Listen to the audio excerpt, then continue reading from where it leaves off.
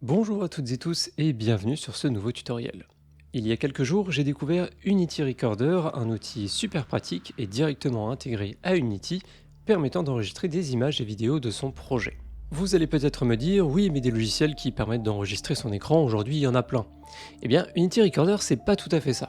Le but ici, ce n'est pas d'enregistrer son écran, c'est d'exporter directement depuis l'éditeur Unity, en temps réel, des images, vidéos ou encore des sons issus de une ou plusieurs caméras en même temps. C'est quelque chose qui va être extrêmement pratique parce qu'on va pouvoir maîtriser ces enregistrements dans les moindres détails, résolution, qualité, intervalle de capture, etc. Bref, en gros, si vous voulez exporter de belles images ou vidéos de votre projet dans le cadre d'une analyse, une présentation, un gameplay ou encore un trailer officiel, eh bien, vous êtes au bon endroit. Pour vous présenter cet outil ainsi que ses forces, je vais m'appuyer sur le projet TestTrack, réalisé par Unity en collaboration avec Volvo. Ce projet en haute définition contient un véhicule contrôlable avec une piste d'essai. Si jamais vous voulez y jeter un œil par vous-même, il est disponible gratuitement sur Unity Hub. Gardez à l'esprit que ce projet, bien qu'assez spécifique, n'est qu'un exemple. Ce que je vais vous montrer aujourd'hui avec Recorder peut être mis en place sur n'importe quel type de projet. 2D, 3D, peu importe le style graphique, vous allez pouvoir l'utiliser. Allez, petite démonstration, je lance l'enregistrement et on va aller faire un petit tour.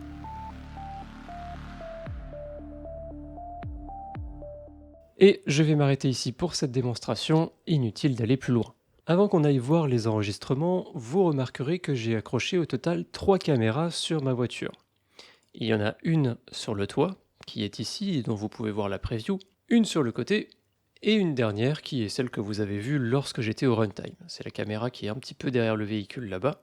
Si je me rends maintenant dans le dossier de mon projet Unity, je vais retrouver un dossier Recordings avec à l'intérieur 3 fichiers, un pour chacune de mes caméras.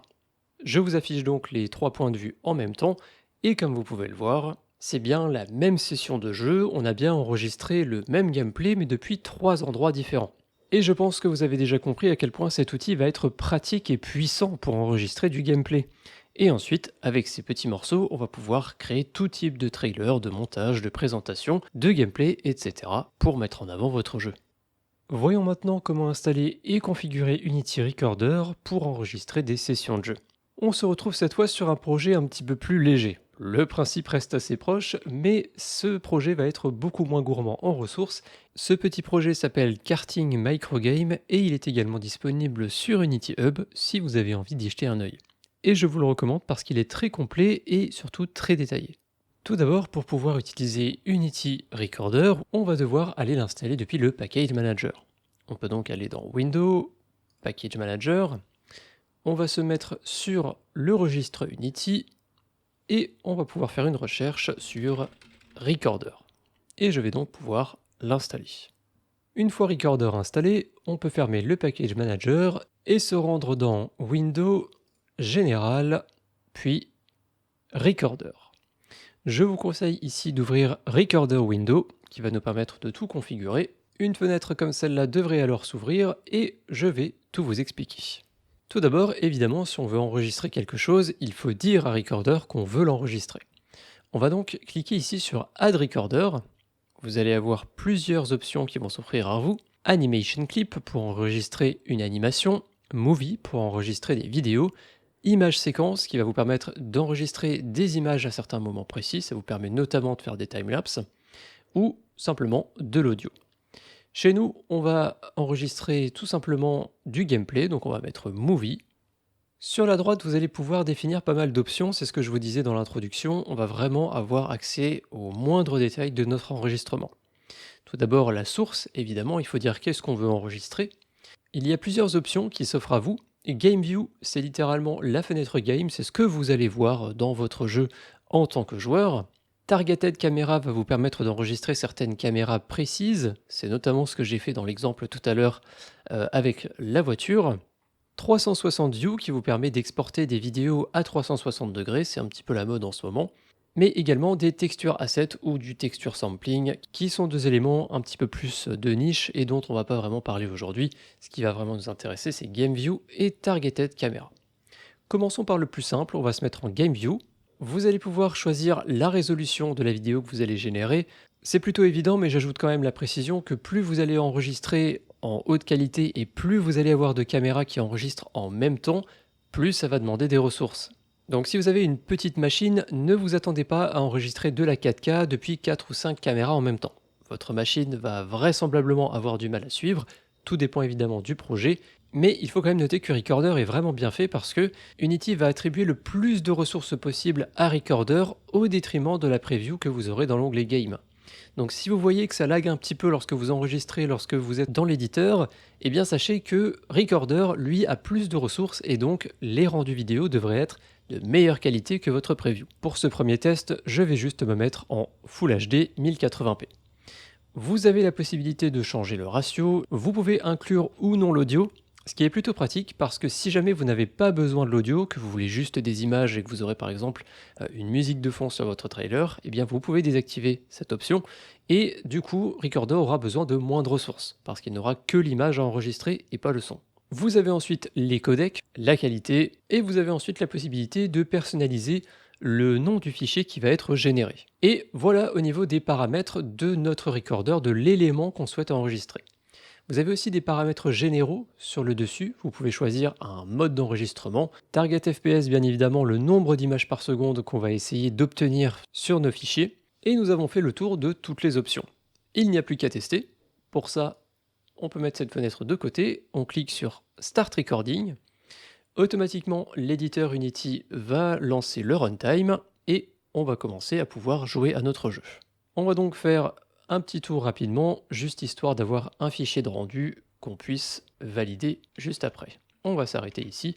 On peut appuyer sur Stop Recording ou directement sur le bouton Play qui va également arrêter l'enregistrement en cours.